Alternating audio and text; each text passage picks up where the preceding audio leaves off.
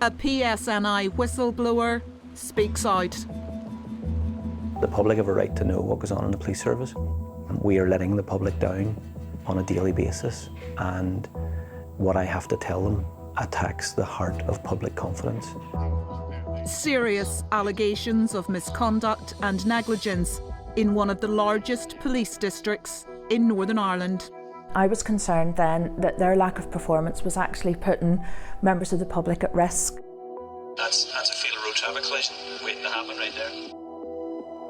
A WhatsApp group exposed, revealing a deeply toxic culture amongst serving police officers. Shocking. It's absolutely shocking. And I think if I were the officer who had received that, I would have been frightened. The PSNI claims to be cracking down on serious misconduct within its ranks, but Spotlight has spent months investigating claims by 2 police officers who say they alerted their bosses to wrongdoing, only to find themselves under investigation. Police officers with over 40 years of experience between them. One retired and one still in the force.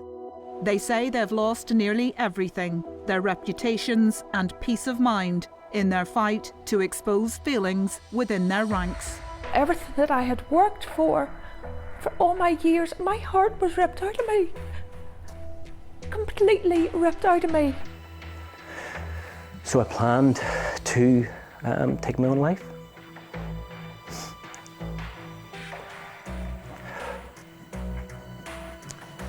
In the station. I saw that as an avenue to expose everything that I knew.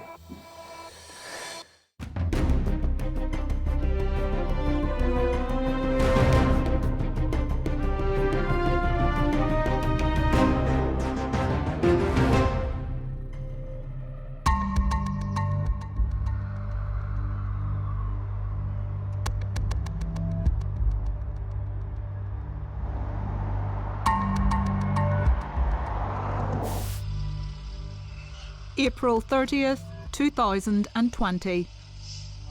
I have body worn on here, so. Police Constable John O'Connor arrives at the scene of a car accident near Coleraine. You've just driven straight through a roundabout. He hit it at such a speed that they jumped from one side, effectively almost to the other. This is the body camera footage he filmed that night. A night that was to be a turning point in his long police career. I'll do a search here quickly. At the scene, John O'Connor realises he is facing a more serious problem than a car crash. You just want to flick off the blues? The problem was other police officers from his unit, known as C-Section. What happens here convinces him that instead of protecting the public, some of them were putting people at risk. The night of the 30th of the April was the night that I felt that C-Section's performance or underperformance came to a head. And I had grave concerns that night. I knew instinctively there was something not right.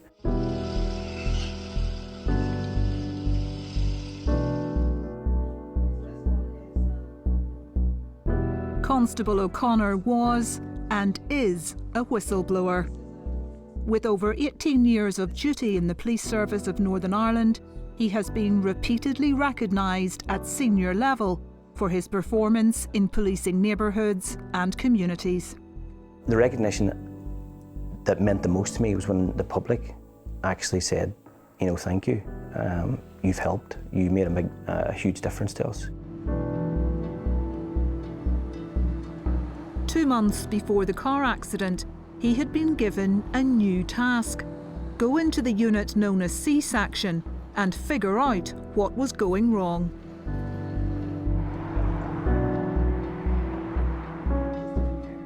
He was to report his findings to Temporary Chief Inspector Donna Bowden. I was concerned then that their lack of performance was actually putting members of the public at risk, that they weren't doing the job that they were actually meant to do. As the area's performance manager for Causeway Coast and Glens, she was particularly alarmed by evidence of some officers not switching on or providing footage from their body-worn cameras. They were low on the use of body-worn cameras. Officers who had maybe only 1 or 2 exhibits over a 6-month period. They were low on their stop searches. They were low on intelligence submissions. They were low on their clearance rates. I couldn't understand. What are you doing? What actually are you doing of your day? John O'Connor witnessed evidence of performance failings firsthand. Domestics weren't being attended to for an hour and a half. Any 999 call is an emergency. It doesn't matter what the person tells you. Somebody's felt it's an emergency in their life, and a domestic 999 call is horrendous. You could have a murder-suicide. Anything could happen. You have children, you have vulnerable adults, you have people who are intoxicated on drugs. I started to realise very, very quickly that people just weren't attending calls at all. Could that have been attributed in any way to COVID? I would have said the complete opposite. You had more resources, you had more policing, you had less calls, so you had more ability to attend. It became almost like a summer camp when COVID hit. There were officers sleeping on duty. There was officers bringing camp beds to work. They were bringing sleeping bags. They were setting up the briefing room to be a cinema. We're going out and getting popcorn so that they could all watch a movie on night shift instead of patrolling. And I kept raising the fact that drug dealing didn't change in COVID. People still wanted drugs. People still wanted to commit crime. You made your findings known to your superiors at that stage? Yes, I raised it with my superintendent. I told him what my findings were. I told him that I will do him a report with my evidence. And you made him aware that you felt that members of the public were at risk and that this was serious? Absolutely, 100%. Baroness Nuala O'Lone is a former police ombudsman. She has been involved in several high-profile inquiries into police misconduct across the UK. What was happening in Coleraine worries her. When you stop taking care of the small things, bigger problems emerge. So if you stop checking that officers are doing what they should be doing, that they're answering calls, that they're wearing their body cameras, that they are submitting their reports properly, that they're responding to calls, whether 999 or otherwise, in an appropriate manner, once you stop really checking that, the unprofessional, unacceptable conduct becomes accepted. How serious is it when officers are not exhibiting body-worn camera footage for months at a time? It's absolutely appalling, and I can't understand how it could happen.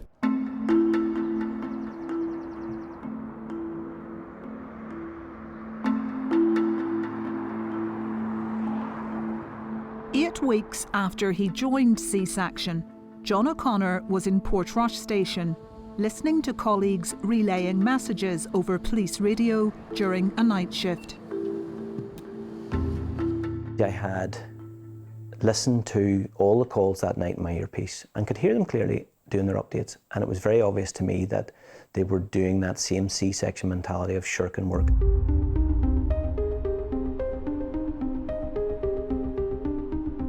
Soon after, he heard that members of the public were phoning in to report a suspicious car. This car that was driving erratically, and some of the radio transmissions outlined the fact that not only the driver but also the passenger appeared to be entirely unfit. They were staggering, they were all over the place. A short time later, there was a 999 call. I knew the caller was the passenger from the car, and he had phoned in to report that the car he was travelling in had just jumped Wattstown roundabout.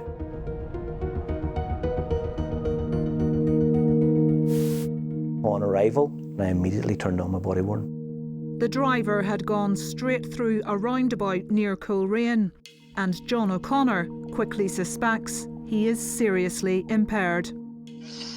have you taken tonight, fella? No, thank you. You're entirely unfit. Pardon? You're entirely unfit. You're all over the place. I'm freezing. I come to the corner, so that and there's gear and the ice. What ice? The ice. Fresh, that was the ice. What have you taken tonight? Any prescription drugs? I'm on prescription drugs. Right. Yeah, I'm on prescription drugs. Right. That's it. No more. There's no doubt in my mind that this man's behaviours, the staggering, the incoherent speech, the random erratic movements, those are not the movements of normal people. Now, the driver is about to make what appears to be a startling admission. He says that moments before the crash, he had a flat tyre and he was helped by police officers. I got my spare wheel changed. Right. And the police came in and helped me. And I said I was good home. He states clearly to me that the police helped me change my tyre. That for me was that red flag alarm bell that said there is absolute negligence here. The edge of what appears to be the removed tyre is in the boot of the crashed car.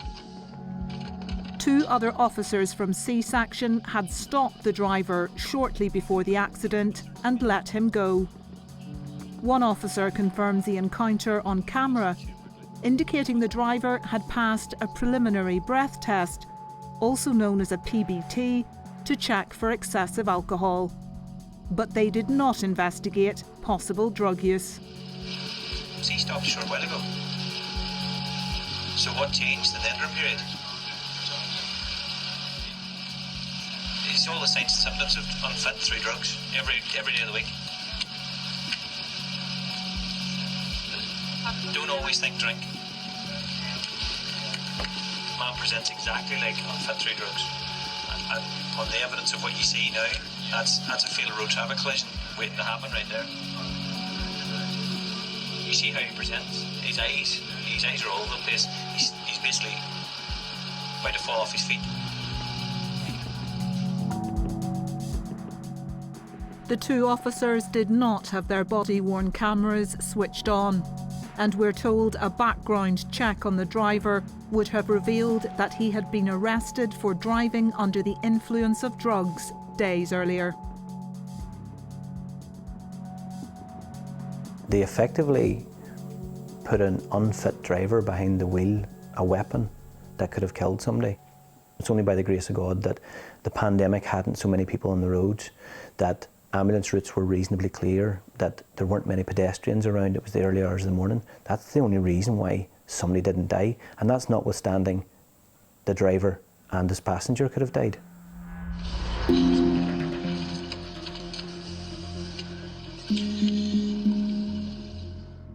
The fact that they were allowed to get back into the car and drive it, it shouldn't have happened. John O'Connor takes control of the scene. In a very short space, you're going to be arrested for driving whilst unfit through drink or drugs. Okay? Just letting you know right now. Can I have a set of cuffs?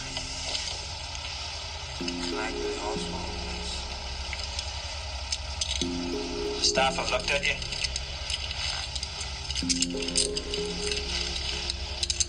These officers have explained you're under arrest. You going to Strand Road? Yep, Strand Road. Derry, yep. After the driver is taken to the station, it would be 17 hours before he was deemed in a fit state to be charged. He was later convicted for driving under the influence of drugs, fined £400 and disqualified from driving for 14 months. Back at the police station, John O'Connor says he was shocked that a senior ranking officer's primary concern was that more serious repercussions for the PSNI had been avoided. One of the supervisors said to me, you know, thanks very much, we really dodged a bullet tonight. And I thought, you know, he doesn't get this. He's not understanding this. This is not something that can be just brushed over.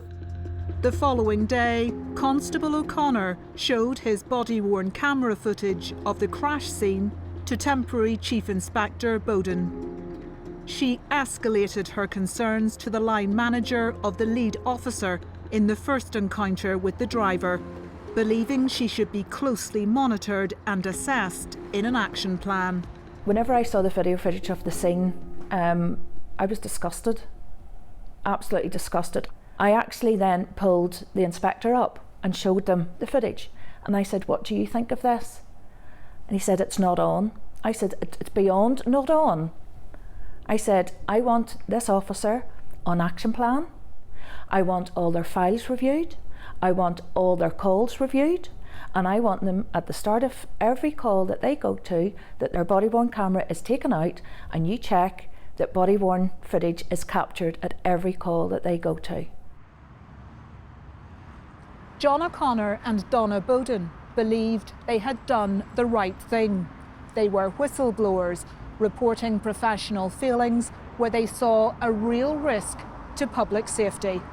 We have learned that some of their colleagues in C-section saw it very differently. They were using words like touts and touting to describe what their colleagues were doing. What mattered at this point was how the PSNI as an organisation handled the situation, especially because the accusers were about to find themselves being accused. 2 weeks later, John O'Connor was stunned to discover that he himself was under investigation. I went up to the superintendent's office and I had no idea why I was going up. And they sat me down in the chair and they slid a sheet of paper across me. And I said, what's this?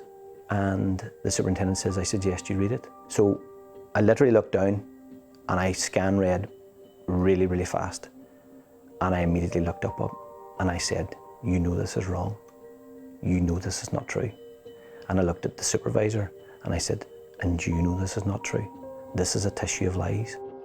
The same female officer who failed to stop the drugged-up driver had made an official complaint of misconduct about his behaviour at this exact moment. Can I have a set of cuffs? She alleged that John O'Connor had been heavy-handed when he had reached for her handcuffs. This was not perceived to be an assault, but was said to be inappropriate, an attempt by Constable O'Connor to show dominance over her. I was broken, absolutely stunned.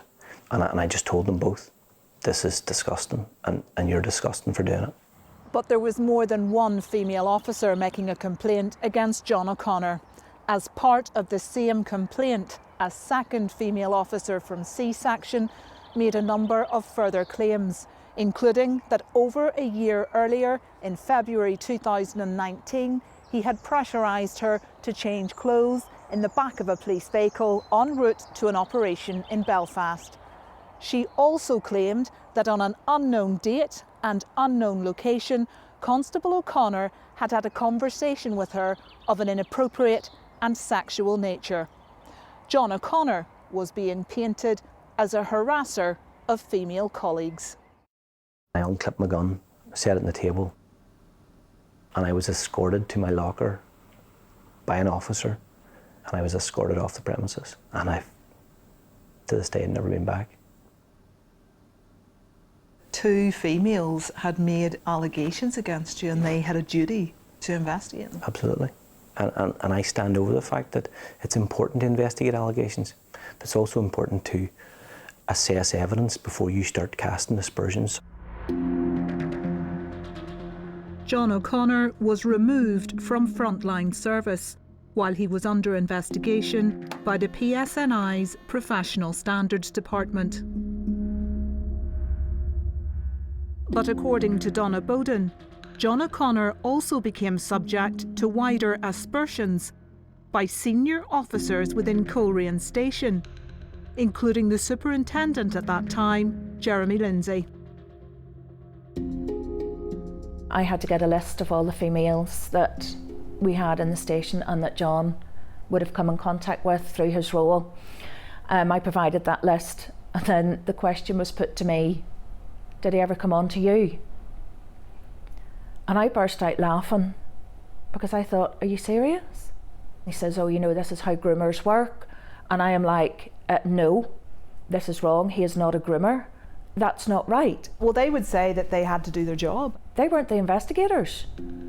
There were investigators nominated. They weren't the investigators.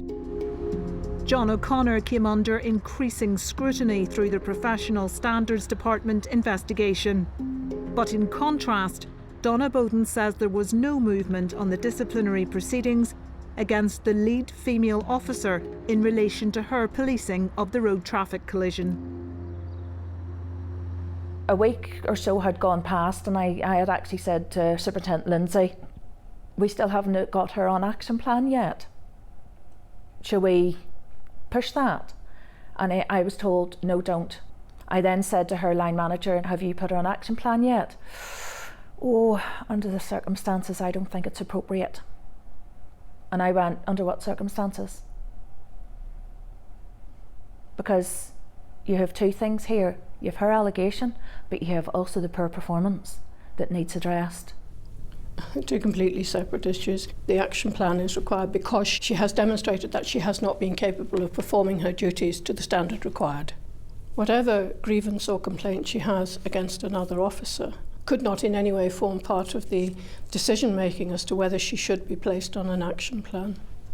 It's not relevant. We wrote to the line manager who met Donna Bowden and to Superintendent Jeremy Lindsay to ask them about the handling of complaints against officers. They did not respond.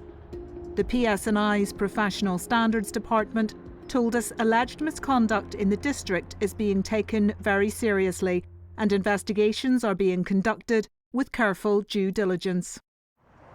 It's important to say that not every officer in C-section was accused of performance failings. There were others who were doing the job they were supposed to do. We wrote to some officers in C-section who were identified to us as having questions over their professional performance. A solicitor for some of the officers responded to say that because of a number of ongoing investigations being carried out by the PSNI's Professional Standards Department, the officers are not at liberty to respond at this stage. He also said it would be a security risk and an invasion of privacy to identify the officers in this programme. A month after the allegations were served against Constable O'Connor, Donna Bowden, who had been tasked to investigate poor performance within the district, found herself summoned into an office by Superintendent Lindsay and investigators from the Professional Standards Department. The first thing out of the inspector's mouth was, we're here to seize your personal mobile phone. And I'm like, what? Completely shocked, blindsided, no idea. My phone is seized. I'm told that I'm going to be investigated for breach of data protection. She was accused of illegally obtaining and forwarding an image from a supermarket's CCTV footage showing officers buying lunch. John O'Connor had sent her the photograph to resolve a dispute over whether officers were being given enough time to eat.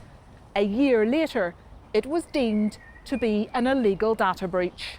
And I was completely blown away, absolutely blown away. And I'm like, what?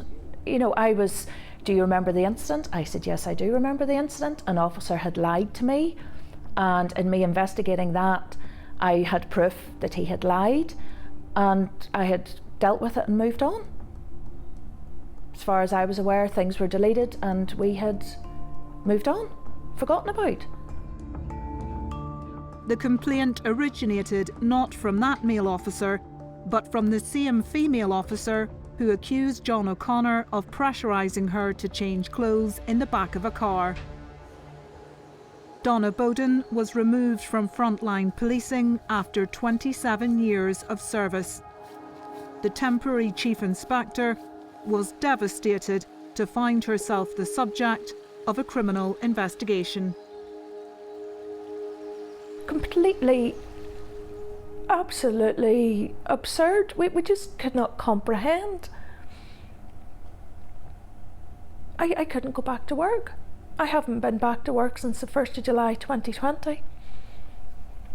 And this was your life? This was my absolute, this is everything that I had geared towards. Everything I had sacrificed and made sacrifices for, in one foul swoop, was just wiped from under me completely. And I couldn't answer the phone to anybody. I couldn't even speak to anybody. I just had a complete and absolute breakdown because I thought, how can this be? My heart was ripped out of me. Completely ripped out of me. Police was everything to me.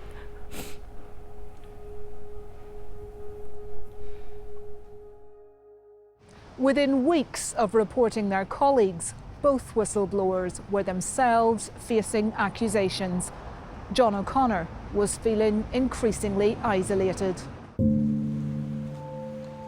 A month after he was served with misconduct allegations, Constable O'Connor was repositioned to an office job at Ballymoney Police Station. As rumours about him spread through the community, his reputation suffered, even having an impact on his ability to provide evidence relating to previous cases. I had defence solicitors and barristers approaching the Public Prosecution Service in an attempt to make bad character applications against me. I then had to leave the court and attend a nearby police station and print out my clear criminal record and bring it back like I was some type of dog that had to come back and bring a bone back to them. And I had to be so embarrassed that I had to walk up to the Public Prosecution Service and hand them my clear record so that they could share it amongst the court. And what impact did that have on you? Devastating, devastating. At one stage, during months of isolation, he says he planned to take his own life. It got as bad as it ever could be. I was aware, and there's a level of planning and methodical nature in this, but I was aware that a ranking police officer that I had worked with had committed suicide in Ballymoney Police Station. And I was aware that as a result of that death, an inquest had happened.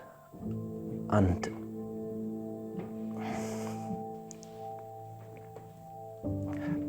I saw that as an avenue to expose everything that I knew. So I planned to take my own life.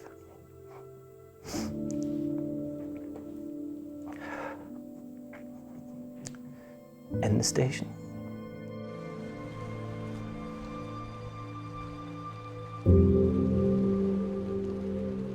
You had a very supportive partner? Yep. And to be fair, telling her was very difficult.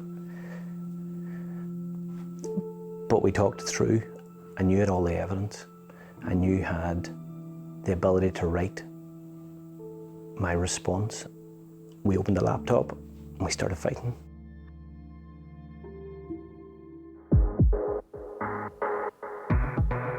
While compiling his defence, John O'Connor unearthed a bombshell. We've obtained the contents of a WhatsApp thread involving 22 police officers. It spans an 11-month period from November 2019 to September 2020.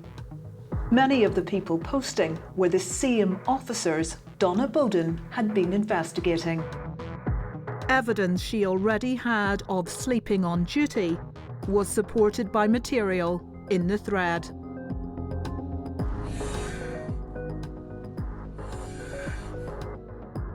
Like playing table tennis in the station. And it was clear some officers in C-section were upset and angry at the scrutiny. There was a conversation within the WhatsApp group that was referencing how someone was touting on C-section and how someone was carrying information back to senior ranking officers about sleeping on duty. And they fully admitted in the WhatsApp conversation that they were sleeping on duty.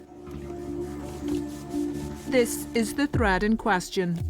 On the 9th of April 2020, one officer posts in response to reports that officers in C-section are sleeping on the job. Aye, someone went and touted on us to Bowden because we were sleeping on night shift. Another officer responds. We've been royally shat on. The first officer replies. Be some crack if she starts coming in to try catch people out and finds half the section away on a flyer and everyone else is sleeping too. LOL. On the same evening, the officer who would weeks later lodge a serious complaint against John O'Connor posts. You should spray paint out the side of the station. All touts are targets. Seems to work in estates. What do you make of that in the context of people reporting people for sleeping? To me, that's an attempt to intimidate. It's indicative of the mindset which is totally inappropriate in a serving police officer, which says no matter what, nobody reports it. We protect each other. And it's not on. It is completely not on. It is absolutely disgusting. And I don't know how they can hold their head up high as police officers. But the WhatsApp posts didn't stop there. The thread is full of questionable images and inappropriate chats, including one in which officers joke about an incident on duty in which a handcuffed, vulnerable woman falls out of the back of a moving police cell van onto the road. The female officer involved posts this message. Her near-death experience will may wise her up, LOL. That's chilling. It's absolutely chilling. There's no evidence there of any concern or acknowledgement of failure on their part. Why is the door not properly locked? It's like, so what? More disturbing posts contain highly sexualised, sectarian, racist and misogynistic messages and images, many too graphic to show on screen unobscured. A photograph of a female officer from C-section was photoshopped onto this image. We have been told this is a reference to an incident involving a member of the public who bled during arrest. What's your immediate reaction to that one? Shocking. It's absolutely shocking. And I think if I were the officer who had received that, I would have been frightened. Sorry, not often I'm stuck for words, but you've just shown me a conversation in which they're talking about sleeping on duty and doing their own stuff on duty. And then you give me a picture of a young police officer whose head has been mounted onto a terrible picture of a girl covered in blood. I can't understand that any officer in that WhatsApp group would not have called it at that stage. Reported it? Yeah, and because they're under an ethical duty to report wrongdoing, and I cannot see that that's anything other than wrongdoing. The thread is littered with pornographic language and memes. Videos and images like this one, which we have had to blur, in which a sex toy has been photoshopped onto a female officer's face. There was the misogyny, but there was also the lack of respect. I think women were to be laughed at in that particular section. I'm not saying everybody in Coleraine was like that, most definitely not. There was very respectful people there. Women were to be laughed at. I was mocked in that WhatsApp group. The females were mocked in that WhatsApp group. I mean, this cumulative effect of those WhatsApp messages is to suggest a group of people who are out of control, who think that they can do or say anything they want to say. And that is really not acceptable. But the shocking attitudes towards women in the WhatsApp group didn't end there. There were messages that vilified female officers for nothing more than doing their job. A thread from February 2020 in response to the news of a female police officer getting a promotion. A male officer suggests she got the job in exchange for oral sex. I'd say she and got it. Another slur uses the language of hardcore pornography. Always works. That was his mistake. Later, in response to an email about COVID pandemic disciplinary procedures from a senior female officer, a male officer uses extremely offensive language to describe her. What a fucking stupid. And again makes insinuations about how women get promoted.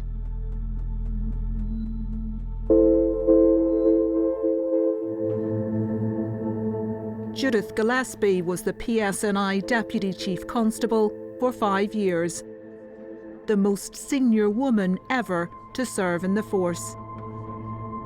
Now retired, she says the type of misogyny on display in the messages has plagued policing for years. It actually sickens me. The idea that a woman would be promoted to a senior level within an organisation because she has slept with men or depended on men to get her promoted is so beyond patronising and so irritating. And yet, over many years, women have risen above this kind of stuff and have succeeded in policing. In my day, it might have been said in the back of Land Rovers or in the canteen. But now to be said on a social media site where it's there forever, it's just beyond acceptable. I mean, what do you make of those posts and the language and the attitude to female colleagues? What really shocks me is that someone would post this on a group of professional colleagues and expect that that would be okay and expect that it wouldn't be called out by anyone on the group. And yet this is what's going on in the heads of some police officers. Certainly not all police officers, I want to make that very clear, but a sizable group of them involved in this type of activity, and that's worrying. Judith Gillespie says the evidence of the Coleraine WhatsApp thread speaks to a much wider problem about public trust in policing. Would you want a police officer who displays this attitude to be in a position of power over your daughter? Would you really want that? Your daughter, your sister, your mother, your wife, your partner, your friend. Would you really want that? Because that's the key question here. It goes to the heart of public confidence in policing. And I would ask people who say, oh sure, it's a private group, it's only banter. I would ask people who say that to think, would you want a police officer who expresses this sort of attitude to interview your daughter if she was in a position of vulnerability, if she was a victim of sexual crime? Police culture, especially attitudes towards women, has been under the spotlight since the murder of Londoner Sarah Everard by then serving police officer Wayne Cousins in March 2021. After the murder, the Metropolitan Police had its own WhatsApp scandal. A recent damning report by the Independent Office for Police Conduct into the Met's Charing Cross police station found that officers there had shared messages full of racist material. The weight of public opinion about that and other scandals forced the resignation of Commissioner Cressida Dick. Following contact with the Mayor of London today, it is quite clear that the Mayor no longer has sufficient confidence in my leadership of the Metropolitan Police Service for me to continue as Commissioner. And the controversies ushered in a review of previous misconduct cases by the leadership of the PSNI. I have seen in the most recent months more people coming forward to report matters to us, and we're taking a very strong line in investigating those. We are determined to root out particularly sexual misconduct and misogyny in the service. Deputy Chief Constable Mark Hamilton claims to be rooting out misconduct in the force. So what did he and other senior PSNI leaders know about the situation unfolding at Coleraine Police Station? We went back to John O'Connor to see if he had any evidence of what the PSNI leadership knew about the WhatsApp messages and, crucially, when they knew it. John O'Connor says Mark Hamilton had direct oversight of the complaint against him.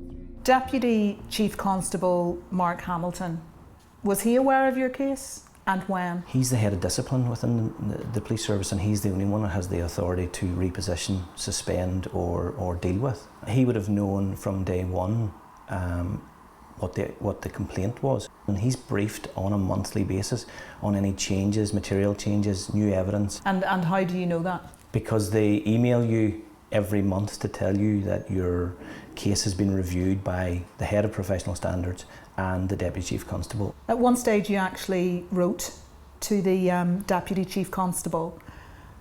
When did you write to him and what did you tell him? I wrote to him on the 7th of July 2021, and it was, in its first instance, an appeal against my pay, but I knew I would use it as a vehicle to tell him all the information about the WhatsApp group, the wrongdoing, the breaches of code of ethics. Within Coleraine Station? Yeah, within Coleraine Station. What did you tell him? I told him everything about what had gone on. I mean, third paragraph in, I couldn't be more clear. I've told him during this period I submitted hundreds of pages of evidence, including 450 pages of a WhatsApp group. That's in the first page, it's 3 paragraphs down. He couldn't miss that. And you actually highlighted the fact that you thought there could be a serious incident? Yeah, I mean, in the second page, I tell him in the last line before I go into examples, and I said, my reports to senior PSNI officers of negligence so serious that someone could have lost their life. Someone was going to die as a result of police negligence. And what was his response? He took till November 2021 to respond to me and simply stated that I wouldn't be getting an extension in pay.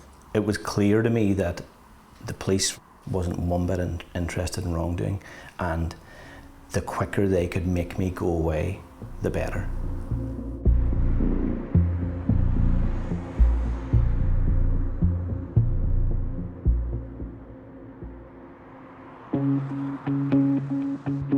We asked the Deputy Chief Constable Mark Hamilton about John O'Connor's account. He did not respond. Evidence that senior leadership of the PSNI knew about alleged police wrongdoing at Coleraine Station does not stop with the Deputy Chief Constable. We have been told that MLA Claire Sugden raised concerns with Chief Constable Simon Byrne on behalf of her constituent, former temporary Chief Inspector Donna Bowden. That politician went up to the Chief Constable, Simon Byrne, and had conversations with him that they were aware that there was material that after the Sarah Everard, that was material that would be very damning to the PSNI. So we were hoping to actually speak to the Chief Constable through her, but that didn't come. He referred the politician to the Professional Standards Department, who have already had this material. We asked the Chief Constable about the PSNI leadership's awareness of the Coleraine WhatsApp group and other matters in this programme. Simon Byrne wrote back to Spotlight. He said the law and principles of fairness limit what he can say about an ongoing disciplinary matter. But he said any messages that are inconsistent with the PSNI's commitment to integrity, equality and diversity are wholly unacceptable. For the avoidance of doubt, he said, police officers or staff members who display any misogynistic traits can expect to be subject to robust investigation and prosecution where relevant. 2 years after Constable O'Connor reported the WhatsApp group, the disciplinary process against some of those who posted in it is still playing out. 12 officers have been assessed for their involvement in the group. Spotlight can reveal that 3 male officers from Coleraine police station are currently under investigation for gross misconduct as a result of the WhatsApp thread. They have been removed from frontline services. The 2 female officers who complained about John O'Connor are both under investigation for misconduct for their involvement in the WhatsApp group. We asked the PSNI about the length of time for disciplinary investigations. Chief Constable Simon Byrne told us that he accepts criticism about delays in investigations of this kind, saying it undermines public confidence and is deeply regrettable. He said, "We are working hard to ensure that our professional standards department becomes more efficient and effective." At present, he said 133 officers are being investigated for gross misconduct and 25 officers are awaiting gross misconduct hearings. In England, he pointed out, those hearings would be in public. In Northern Ireland, they remain behind closed doors.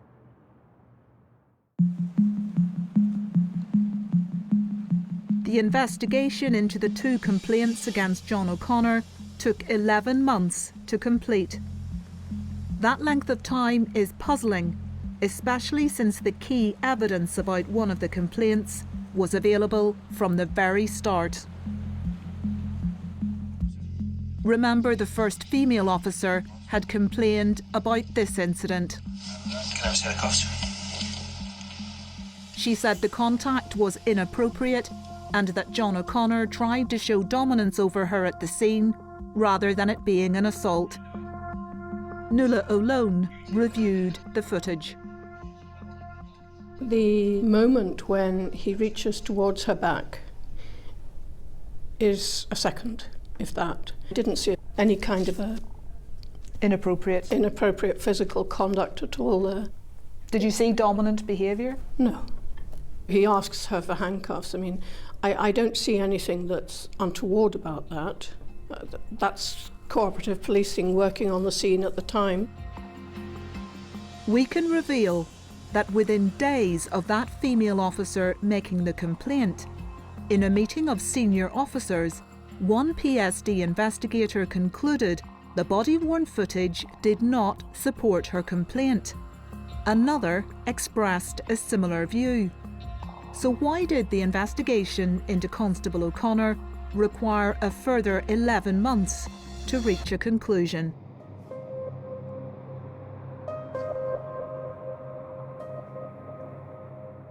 There was, of course, a second complaint about pressurising the second female officer to change clothes in a car. What John O'Connor didn't know is that internal investigators had taken a statement from a key witness supporting his version of events 4 months into their 11-month investigation. I cannot see that those 2 allegations would have taken 11 months to investigate. This is fairly straightforward stuff. It actually would have been the easiest of investigations. You know exactly who was present at the scene. You have body cam footage of the scene. You have access to all the witnesses. It's not as if they've disappeared because you don't know who they are. That should have been done in weeks. The PSNI's Professional Standards Department says that all allegations of misconduct are investigated in a fair, proportionate and timely manner.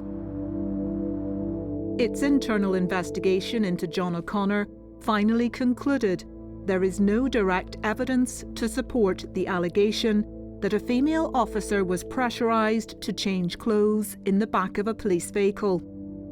He was also cleared of misconduct at the scene of the road traffic accident. However, the outcome was still painful for Constable O'Connor. The Professional Standards Department did express particular concern about how John O'Connor conducts himself and how he views and describes colleagues, recommending that he receive management advice. The protection given to Constable O'Connor as a whistleblower was insufficient, according to Nuala O'Lone. Well, I think it shows that they don't have proper systems in place to care for whistleblowers.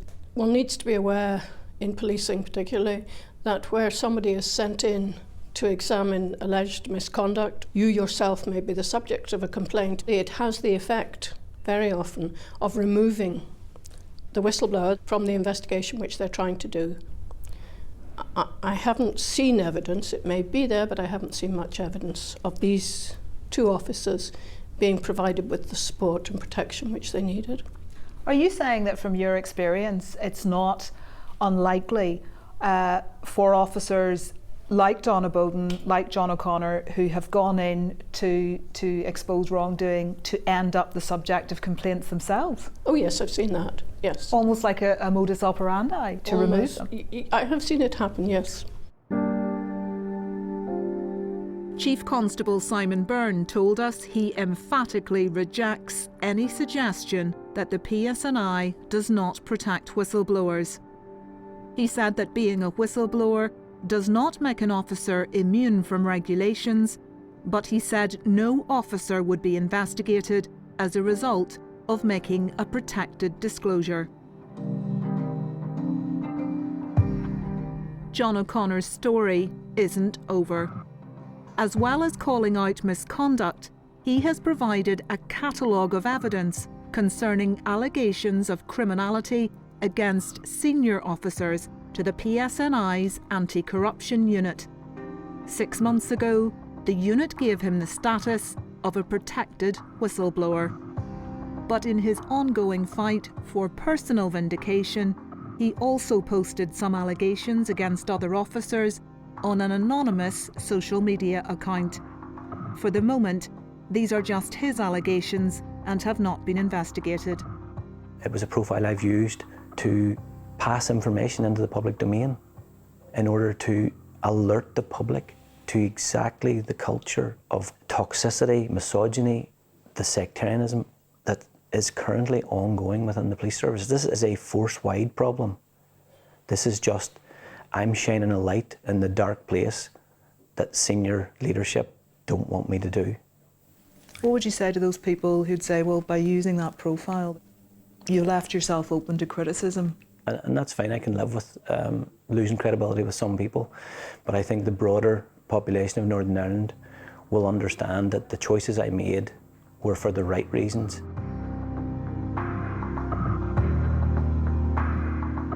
For Constable John O'Connor and Donna Bowden, still hanging over them is the investigation into the alleged data breach over the supermarket CCTV image. In February of this year, the Public Prosecution Service offered to close the case with a caution. They declined, maintaining they have done nothing wrong. I want to clear my name, I want to clear my reputation. I was just completely broken. I need to clear my name, I need to clear everything in relation to this whole incident. And I want people to be accountable for what they have done in those WhatsApp groups.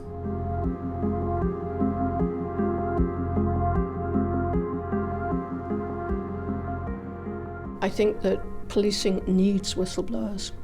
Policing needs to ensure that all the officers know that if you have something to tell us and you come forward, we will look after you, we will protect you. I think whistleblowers are very, very important to the whole integrity of an organisation, and there needs to be appropriate policies and procedures in place that everybody understands. That it's not just the responsibility of the senior command team within PSNI, it's everyone's responsibility to call out wrongdoing. Everyone has a professional duty to call out wrongdoing, and when they do that, that they need to be confident that they will be appropriately supported, that they're not going to be vilified, bullied, harassed, victimised, that it's not going to have a long-term impact on their career. that they will actually be praised for calling out bad behaviour, calling out inappropriate practice. Like Donna Bowden, John O'Connor was raised a Catholic from the nationalist community of Grey Steel in County Londonderry. Here he is receiving the baton of honour from then Chief Constable Hugh Ord at his graduation. In 2005, he was part of this groundbreaking PSNI Gaelic football team, the first to play in the Sigerson Cup.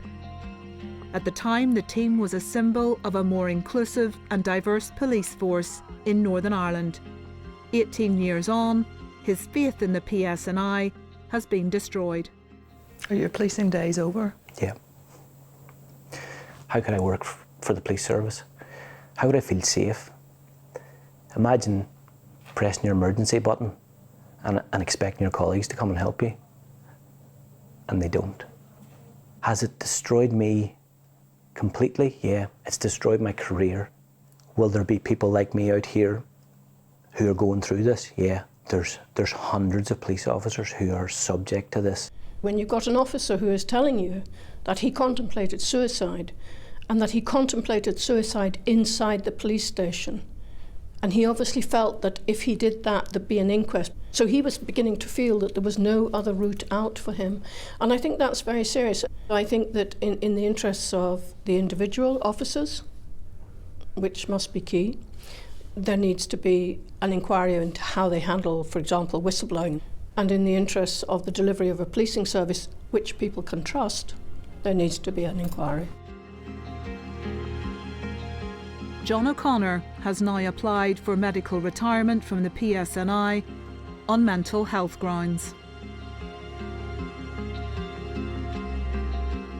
Donna Bowden has retired from the police service due to ill health.